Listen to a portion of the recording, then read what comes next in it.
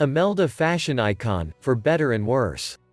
She uplift and glorify the true, good, and the beautiful, amid the ugly realities of martial law.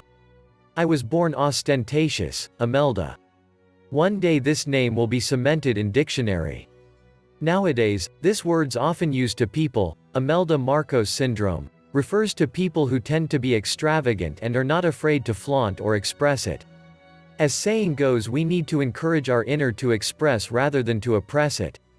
She's up there among those women who made history. She's the woman who dreamed of beautiful things and got them. She's known the iron butterfly side-by-side force of her husband, who's one or the best leader in Asia. Shoe legacy. I did not have 3,000 pairs of shoes. I had 1,060, Imelda. She is living proof of every woman that one can never have too many shoes.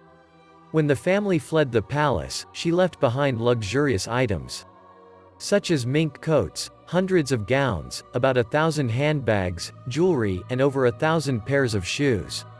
All of these shoes are now housed in a museum in Marikina Museum. The saddest part, it have been damaged by flood, mold, and termites. These are part of the Philippines' history and considered to be a treasure and memory and collective mind of the Filipino people. Imelda used all those shoes in all her travels, historical visits, meetings and gatherings among kings and powerful leader. In short, the shoe legacy has memorable value, history, and each shoes has story to tell. Imelda is more than just a first lady. She promoted arts, culture and history and cemented the Filipino pride and identity. Terno, the love for Filipino arts and culture. The terno, along with its butterfly stylish elegant sleeves that became her staple. She made the Philippines popular during her trips abroad through her fashion style and charm. She glorified beauty and she was not afraid to flaunt it with her hair almost always perfectly coiffed and her already beautiful face often made up. Imelda forced to reckon of, she's bold, stylish and elegant. She was first lady and she made sure she looked the part, on any occasion. Critics often compared to American First Lady Jacqueline Kennedy or Marie Antoinette, Queen of France. She dreamed and ambitions to be Manila was equal to the world's best cities and globally known. When she has the opportunity to be the governor of Manila, she earnestly began projects aimed at transforming the capital. She transformed the capital for its gloriousness and fullest potential. She made all effort to be Manila at his highest, especially in arts and culture, fashion and cinema. She was called epicenter obsessed. She built the cultural center of the Philippines, which its critics branded as an extravagant edifice, folk arts theater, the Coconut Palace, and the Manila Film Center. She was the epicenter. She built the cultural center of the Philippines, which its critics branded time for a prestigious film festival.